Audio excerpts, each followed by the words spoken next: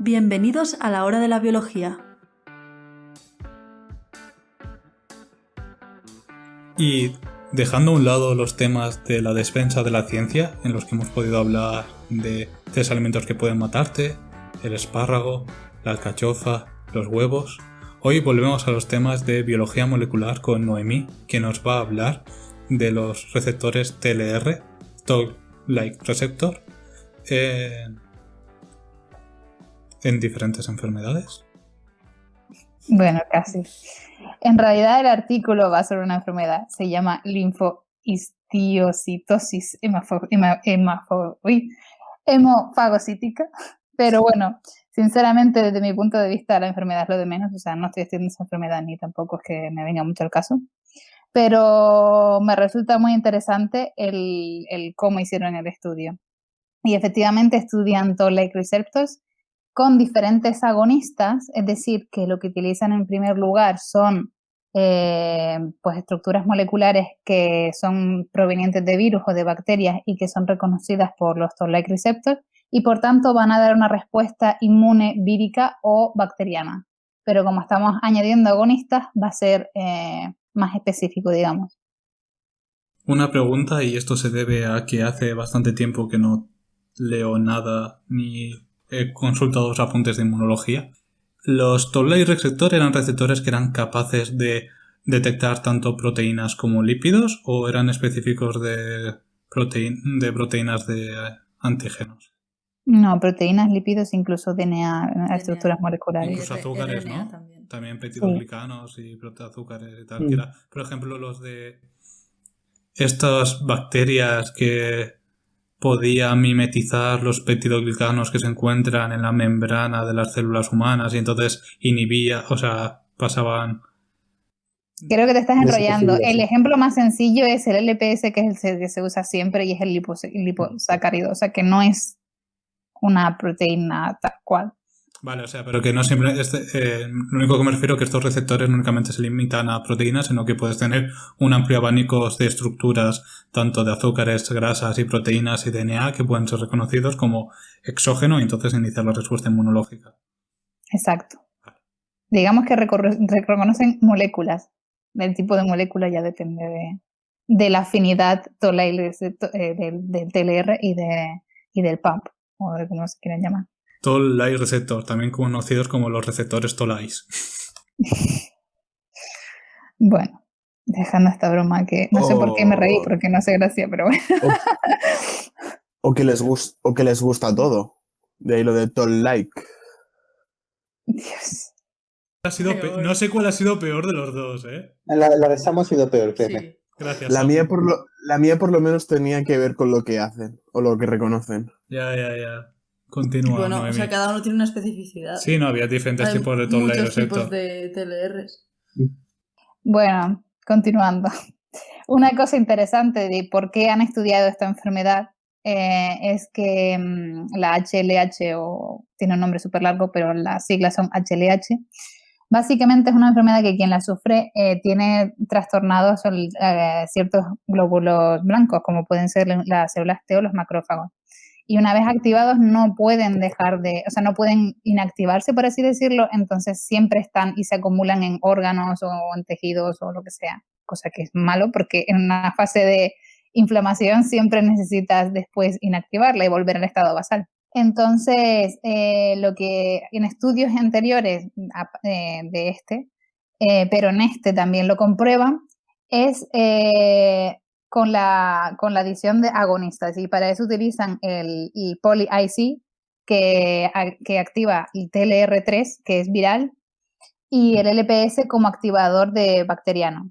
Entonces lo que hacen es combinaciones y ven que en ratones, cuando añaden el poly-IC y después el LPS, la supervivencia es casi de 100%, mientras que al revés no. Es curioso ver diferencias, que si primero eres infectado por un virus y luego por una bacteria, o por una bacteria y un virus, afecta mucho. En este caso, simplemente aclarar la diferencia entre agonista y antagonista, que aunque supongo que es muy básica, no está de más decirla. Agonista sería una molécula que inhibe la respuesta y un No, antagonista sería una molécula que inhibe la respuesta y agonista sería una molécula que potencia la respuesta. Exacto. En este caso, digamos que el poli-IC, por ejemplo, proviene de una estructura vírica. Entonces, lo que va a activar, y por eso también es el agonista, es el TLR3 en este caso. Por cierto, el TLR3, para que, dato curioso, es intracelular. Reconoce DNA. Los intracelulares son los que reconocen ácidos nucleicos, DNA y RNA. Sí, exacto. ¿Polic significa que es una cola de policisteínas? No, cisteínas no de poli. Puede ser, no me miré la No, polititosina, perdona. Porque policisteína sería una cola de aminoácidos y vale. Es una poliinozoinic, policistidilic acid. No, entonces es una combinación de... O sea, es una lipoproteína. No es lipoproteína, que eso son las proteínas que transportan los lípidos, pero sería una proteína que está unido a algo tipo inositol, supongo. Supongo que también la lipo ayuda a que penetre dentro de la célula, porque el TLR es intracelular, no sé. A ver, es un agonista, pero es sintético, por así decirlo. Imita Sí, algo que exacto. esté en los virus, pero no es exactamente No la es un misma virus. estructura. Exacto. Vale. Que es como exactamente, digamos, el homólogo funciona de la misma manera, no es homólogo, pero funciona de la misma manera que el LPS. El LPS no, o sea, proviene de una bacteria y demás, pero normalmente lo purifican y lo añaden o lo inyectan al ratón, pero no está dentro de la bacteria, tú no inyectas la bacteria normalmente. Bueno, conclusión que esto también correlaciona después con datos de temperatura, es decir, los que están infectados con el virus y después la bacteria tienen una temperatura más baja, pero bueno, supongo que será por temas de fiebre, no sé por qué lo midieron exactamente en temperatura, pero es así. Sí, para medir la inflamación lo puedes medir así, por la fiebre que produce. No es muy exacto, pero bueno. Y a ver, el dato más impactante sería el survival. Y después añaden otros agonistas, pero bueno, ven datos similares. Que el que tengas que primero haya sido virus y luego bacteria, da una respuesta inmune mucho más exacerbada que si es al revés. Y para eso también miran pues interleuquina 6, TNF-alfa y demás. Curiosamente determinan que el TNF-alfa para este tipo de activación es vital, pero el beta, el interferón beta no tanto. Eso ya fue también a modo de curiosidad, pero...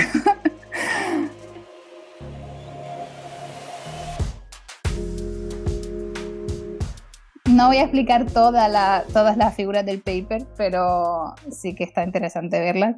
Después también tienen datos de cytospin que están muy curiosos, muy bonitos de ver, porque son como los macrófagos fagocitan a los glóbulos rojos y demás. Y de hecho es la segunda figura del paper que explican los niveles en plasma de ferritina, de triglicéridos y demás, que son normalmente los que también aumentan en infecciones. Y normalmente, como los macrófagos también tienen esta, digamos, función normal de fagocitar pues, plaquetas y eritrocitos, con esta enfermedad ven que como no puede parar, se convierte en citopenias al final. Al final tienes un recuento bajo de plaquetas o de eritrocitos. O sea, los síntomas de la enfermedad vienen, o sea, por un efecto secundario de esta activación, que es que tienes menos plaquetas. La plaqueta es uno de los efectos, pero efectivamente después de haber sido infectado, la maquinaria o el sistema inmune no puede parar de funcionar. Entonces, no solo son las plaquetas, estará afectado muchas más cosas, pero una de ellas es la plaqueta. Así que será como el baile de San Vito, porque no puedo parar toda la noche. No puedo parar, ¿no? No, Yo quiero bailar. Déjalo cantar, sí, por fantástica. Pues después, y ahora Pablo se va a reír de mí, miren qué células son las que están causando este mayor efecto a nivel de citoquinas, o sea, a nivel de respuesta inmune / chemiotrigens. Que van a ser los macrófagos porque no que van a ser los macrófagos, obviamente. Macrófago y quiere tener macrofaguitos, micrófagos. Micrófagos. Pero no soy yo, fue el paper. Ellos estudian también las células NK y las células T y dijeron que eran importantes, pero que la mayor tasa de citoquinas las estaban dando los macrófagos. A ver, también son los que normalmente tienen más cantidad de TLRs. También, efectivamente. De hecho, cuando lo empecé a leer dije, bueno, está guay, TLR, vírico, bacteriano, estaría bien ver las diferencias. Y luego aparecieron los macrófagos, no es mi culpa, están en todas partes. La culpa es de mis cookies. Yo no esperaba este macrófago, pero aquí está. Ahí está. Y no elegiste la vida del macrófago te eligió a ti. El macrófago la fagocitó a ella. Bueno, continuemos. Entonces, concluyen que la respuesta exacerbada proviene de los macrófagos, entre ellas la interleuquina 6 y el TNF. También hacen un modelo animal ellos, que está curioso. Primeramente, inyectan ahora influenza como virus y luego DH5-alfa, que es un tipo de coli, para ver si pueden asemejarse con lo que antes usaban como agonistas, que eran moléculas puras. Ahora que están utilizando tanto el virus como un tipo de bacteria. ¿Qué está utilizando como población para hacer las pruebas? O sea, personas. Ratones. No, ratones. No puedes enchufar. O sea, no puedes poner agonistas ahí en plan. De hecho, estás mirando el survival. Cuando utilizan E. coli cuando utilizan bacterias, tanto LPS como después el poly-IC, como ahora que utilizan E. coli y la influenza, el survival es del 100%, pero es que en el otro, en el que es virus y luego bacteria, mueren todos. O sea, imagínate hacer eso con humanos. ¿No era al revés? O sea, virus más bacteria... Virus más bacteria se carga todo el mundo. Se carga todo el mundo. Y bacteria más virus tienen sobrevivencia. 100%. Vale. Entonces también corroboran también la temperatura y demás con su modelo, que es ahora la influenza y la bacteria, y también corroboran los niveles de citoquinas. Ellos destacan el TNF-alfa. Después lo que miran es las colonias, o sea, de bacterias en la sangre y en el peritoneal. No sé la traducción. En el peritoneo, peritoneo es la palabra, ¿no? Será cavidad peritoneal, supongo. Y ven que hay un aumento o sea, cuando utilizan PBS, y la influenza con el PBS sería el control negativo, es 0. Cuando utilizan PBS y E. coli, obviamente hay un grado de colonias, ¿no? Pero es significativamente mayor cuando utilizan la influenza y el E. coli. En ese caso, digamos que la E. coli puede reproducirse o tiene mayor número de colonias. Lo mismo en la cavidad peritoneal, aunque no es significativo, pero se puede ver un aumento. Lo que sí que no se ve es en este caso lo midieron como PFUs, no se ve las plaques ni en el VAL, que ahora mismo no sé qué es, ni en el pulmón. Pero bueno, que el virus lo mantiene normal. A ver, pero, o sea, en un principio, si el sistema inmunitario está reaccionando contra un virus, supongo que luego sería más complicado reorientar la respuesta para atacar una bacteria y por eso tienes más colonias. Sí, pero la pregunta es ¿por qué no pasa al revés? ¿Por qué no pasa cuando pones la bacteria y después el virus?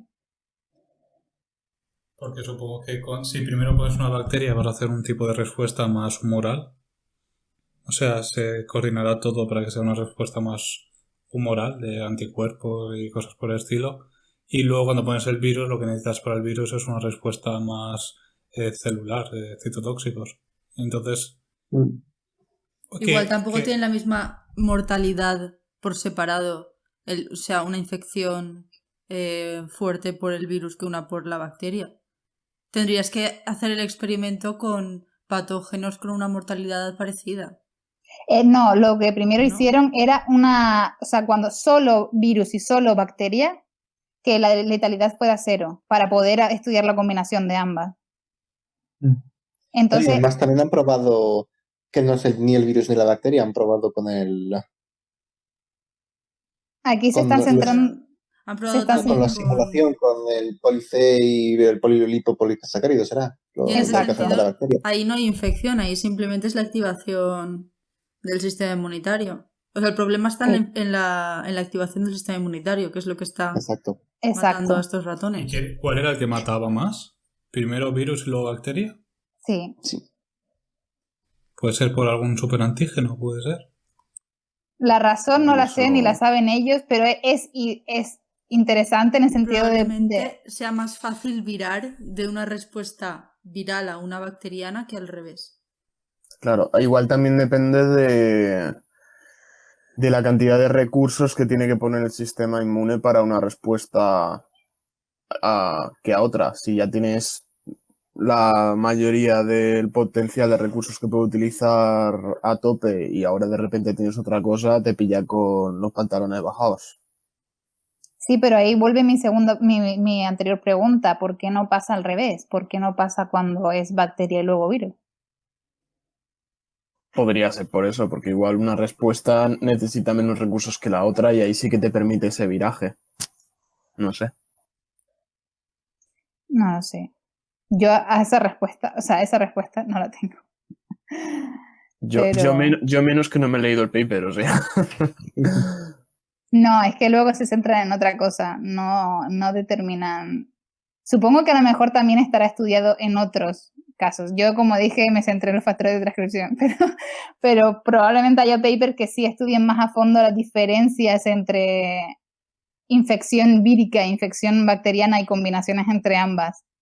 Al final todo va a ser una corriente de citoquinas por ahí, pero Bueno, otro factor que puede ser es simplemente el tiempo que tarde que tener, porque pues, primero ponen una y luego la otra. Así que hay que tener lo hacen a diferentes tiempos. la activación del virus más tiempo sea peor. No sé. Lo prueban a diferentes tiempos también, a 2 horas, 6 horas, o sea que, Sí que no es eso. Vale. exacto. Y tampoco es el background del ratón, que también, no sé por qué, esto me suena que es una pregunta de reviewer, porque, Sí. porque lo probaron en C57 y luego también dijeron, y lo pusieron ahí, probamos en diferentes cepas de ratón para ver que el background no tenía efecto y demás. ¿Y no dicen que cepas prueban? Es que está en suplementario, Vale. no cepas. No, es que si no, eso lo he visto muchas veces y si no dicen que Strains. cepas lo han probado es que no lo han probado en ninguna. Supongo que Black Six, la Valve, Valp, Sí. sí, las típicas. las típicas. Pero la conclusión es que no hay efecto del Sí, que no hay background del diferencia. ratón. Yo, aunque no tenga nada que ver, creo que deberíamos hacer un puntuaje de cuál es el ratón más bonito de las diferentes cepas.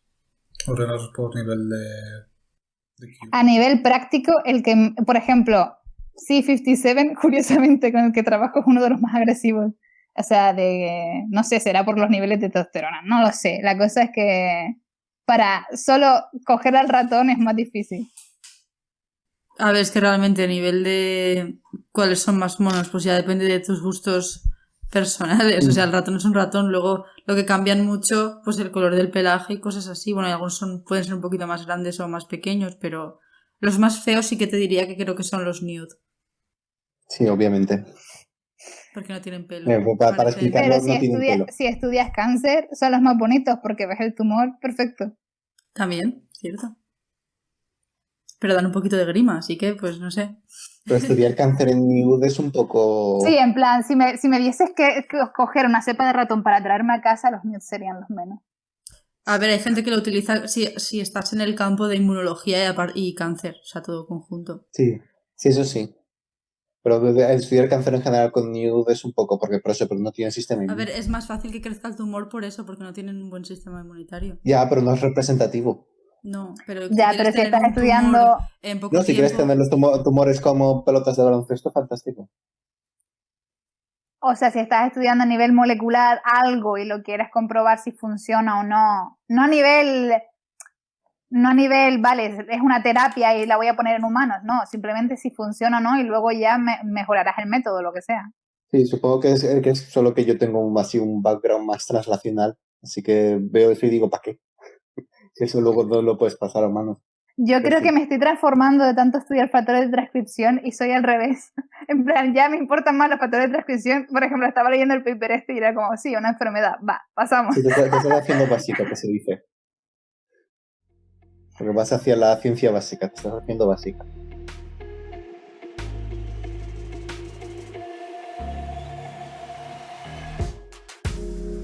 Y bueno, lo que hacen es un RNA-seq entre PBS, o sea, de PBS LPS, o sea, que solo tienen el LPS, del poly-IC PBS y de la combinatoria entre el virus, o sea, el poly-IC y el LPS, esta vez con los agonistas. Y ven que hay diferentes genes desregulados y demás, se centran en los factores de transcripción, ven varios que están afectados, se centran en el SPIC1 precisamente porque si comparan a tiempo 2 y a tiempo 2 horas y tiempo 6 horas, es el único factor de transcripción que está en ambos, o sea, que está compartido. Me duele que no prosiguiense con el estudio en Bajuan, pero bueno. Pobre Juan. Pero bueno, en algunos papers sí que dicen que Bajuan es un represor de SPIC1, de SPIC. Bajuan sigue por ahí. Así que va Juan y lo reprime. Bajuan y lo reprime. Comprueban esto tanto a nivel de ARN, porque hicieron el RNA-seq, como después también hicieron una qPCR, y esto lo quiero mantener a debate porque si tienes un buen RNA-seq, para mí es innecesario hacer una validación de qPCR, de qRT-PCR, pero bueno. A ver, es más barato y ya que estás, pues te cercioras de que Sí, realmente sí que está... pero es que ya lo has hecho, el RNA-seq. Pero igual lo has hecho con menos muestras. Puede O ser. sea, pero puede que se lo haya pedido a alguien para validar, puede que lo hicieran antes en realidad y luego hicieron la qPCR para validar esto, pero lo han puesto al contrario y pedir simplemente para que parezca que lo han hecho para validar. Son muchas cosas. Pero Y además es también lo que sí lo puedes hacer. mucho O puede mejor que tuvieran a cerciorarse. alguien de prácticas y le dijeron, haz esto. También muchas veces para comprobar algo, alguna hipótesis, utilizas diversas técnicas, no solamente una. Así también te aseguras de que realmente lo que estás haciendo es correcto y tiene validez. Sí, Sí, pero que me refiero que, por ejemplo, en algunos métodos tenemos como esto ya es más filosófico, pero que los científicos como reviewer, incluidos nosotros, aunque no seamos reviewer, pero sí valoramos papers y demás, tenemos ese de, vale, tienes que hacer un RNA-seq, pues después tienes que hacer un qPCR. Pues a veces no, o sea, si ya tienes el RNA-seq te da todas las mediciones que necesitas para mirar la diferencia del full range. Depende bastante. Primero de todo, la primera pregunta sería ¿cuántas muestras tienes? O sea, dependiendo de las muestras ya te vas a creer más o no los resultados. Porque, por ejemplo, el RNA-seq, yo qué sé, por cada muestra te cuesta unos 1.000 euros, más o menos, o por ahí. Así que si normalmente pillas el mínimo de muestras posibles, que los super majos, a ver, también se entiende a nivel de dinero, pero que muchas veces te ves RNA-seq con 3 muestras versus 3 muestras o 4 muestras versus 4 muestras, que es como, bueno, esto me lo voy a creer porque ese RNA-seq tiene menos varianza que microarrays, pero aún así luego el contraste de hipótesis y todo eso normalmente Bonferroni y Benjamin Hocke también son muy conservativos y estás perdiendo bastante información, así que luego está bien validarlo por qPCR porque luego un primer te cuesta 20 euros, o sea, las dos parejas de primers los tienes por 40 euros, luego ya los mix y todo eso... menos, cuesta igual 8 euros un primer. Por 20 también. euros tienes los dos, la pareja. Lo más caro es el Cybergreen. Pero bueno. Así que no está de más comprobarlo si puedes. Si puedes. Y si quieres. Si eres un laboratorio que se basa en análisis bioinformático, pues no. Pero si eres un laboratorio que has enviado a otro laboratorio que te haga los RNA-seq, luego te has cogido los datos y has dicho, pues bueno, ya que los tengo voy a comprobarlos. Sí, también te cercioras que has hecho bien el análisis del RNA-seq. Porque luego también hay muchas varianzas, o sea, no hay varianza, pero hay, o sea, como todas técnicas tienen sus limitaciones. Dependiendo del alineador que uses, dependiendo de qué base de datos de genoma de referencia estés utilizando, si es el 19 o si es el 17, dentro de ese, dependiendo si quieres analizar por exones o por gen completo, también tienes ahí otra limitación. Y ya te metes también en los spaces alternativos, dependiendo de cómo de conservador quieres, puedes perder esta información en ese sentido. Así que tiene muchas etapas que te van a limitar hasta cierto punto el análisis, siendo una herramienta tan potente como es el RNA-seq. Así que no sé, no está de más poder comprobar, y más si es algo que te interesa justamente ese gen. Si simplemente te interesa un core de genes que está relacionado con tal función, pues bueno, no, pero si quieres estudiar simplemente ese gen, pues hombre, luego analízalo.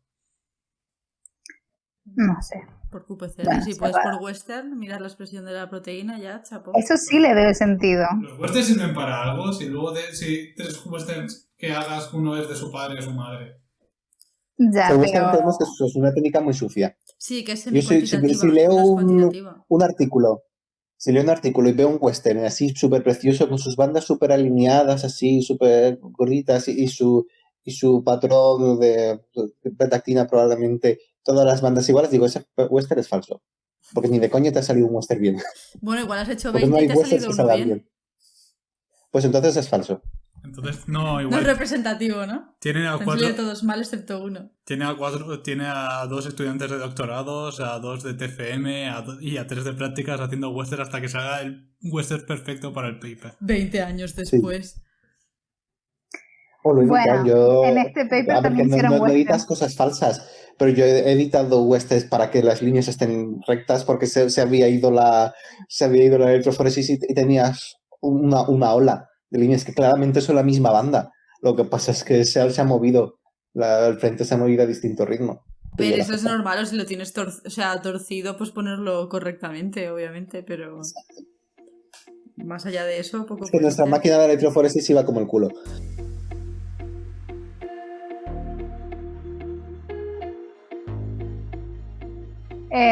Justamente en este paper también hacen un western blot para ver justamente, miran SpeakC, mantienen todos los niveles, o sea, en tanto los controles de PBS como en las coinfecciones. Mientras que Bajuan en el PBS LPS y en el poly-IC LPS se degrada, cosa que tiene sentido si miramos lo que había comentado antes, que Bajuan es un represor de SpeakC. O sea, ¿en cuáles está diferencialmente expresado? ¿Quién? Bajuan. No entiendo la pregunta. ¿En qué condiciones? Ah, Es donde ven la diferencia. en PBS LPS. PBS, o sea, solo el LPS. El LPS es suficiente.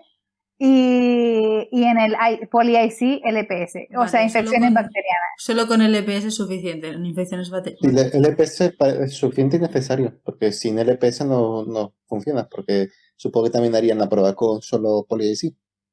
Exacto. Y no había Y se aparece una banda potente.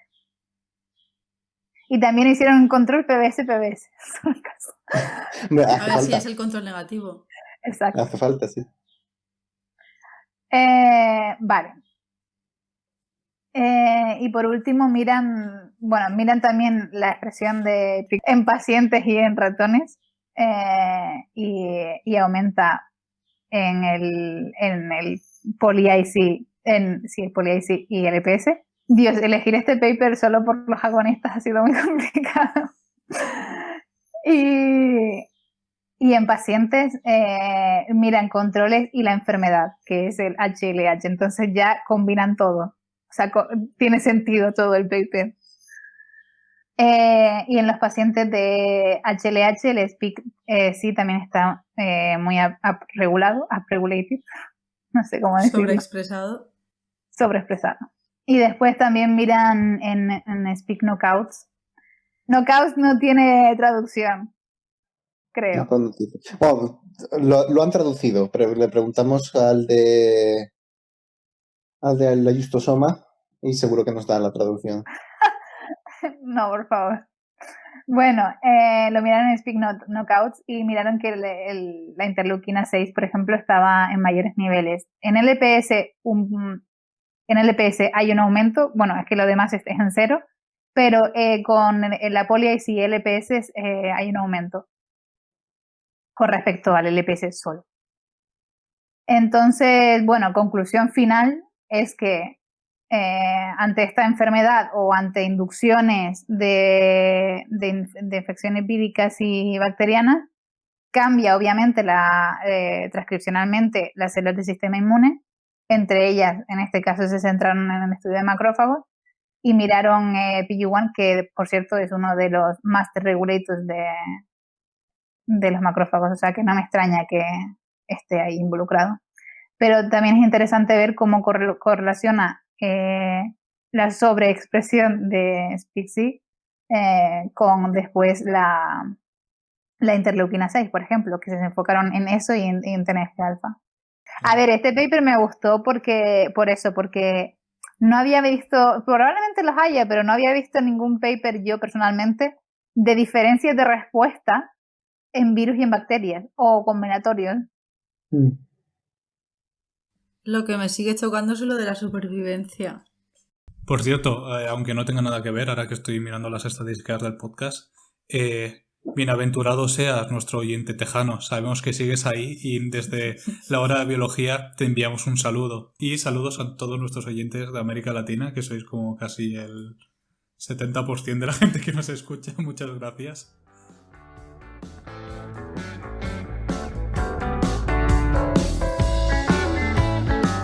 Y hasta aquí el capítulo de hoy de la Hora de la Biología. Muchas gracias por escucharnos. Nos despedimos no sin antes decir que puedes suscribirte, es totalmente gratuito.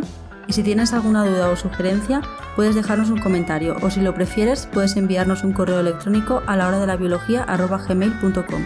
Os recordamos que el nombre de los artículos comentados los puedes encontrar en la descripción del capítulo.